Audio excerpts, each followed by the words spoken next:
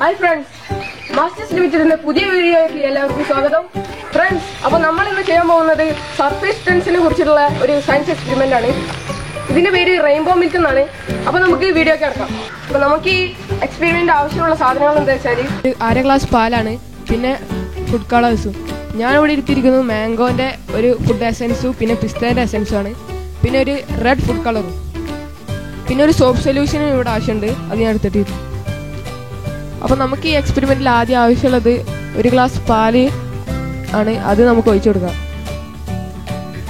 ഇവിടെ ഞാൻ ആദ്യം 2 തുള്ളി ഫുഡ് കളർ ഒഴിച്ചു കൊടുക്കുന്നുണ്ട്. റെഡ് ഫുഡ് കളറാണ് ഒഴിച്ചു കൊടുക്കുന്നത്.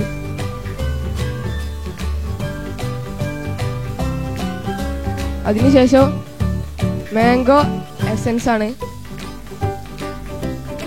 അതും ഞാനൊരു 2 തുള്ളി ഒഴിച്ചു കൊടുക്കുന്നുണ്ട്. പിന്നെ പച്ച ഫുഡ് എസൻസ് ആണ്. അത് പിസ്തേൻ്റെതാണ്.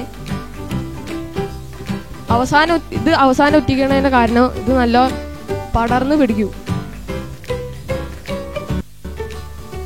ഇപ്പം ഞാൻ കുറച്ച് നേരം വെയിറ്റ് ചെയ്തിട്ടുണ്ട്.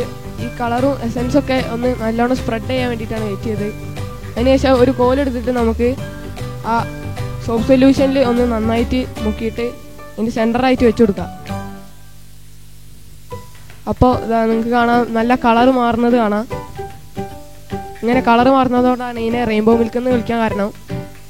ഇത് എത്ര കളറ് എസൻസ് ഒഴിച്ചു കൊടുത്താലും അതിൻ്റെ പ്രത്യേകത നമുക്ക് അതിൽ കാണാം. പാലിൽ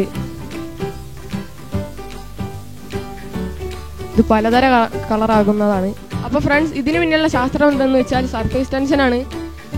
ഈ ഫുഡ് കളർ അടങ്ങിയ പാൽ സോപ്പ് സൊല്യൂഷനിൽ തട്ടുമ്പോൾ അതിൻ്റെ സർഫേസ് ടെൻഷനിൽ മാറ്റം വരുന്നത് കൊണ്ടാണ് ഇങ്ങനെ കളർ മാറുന്നത്.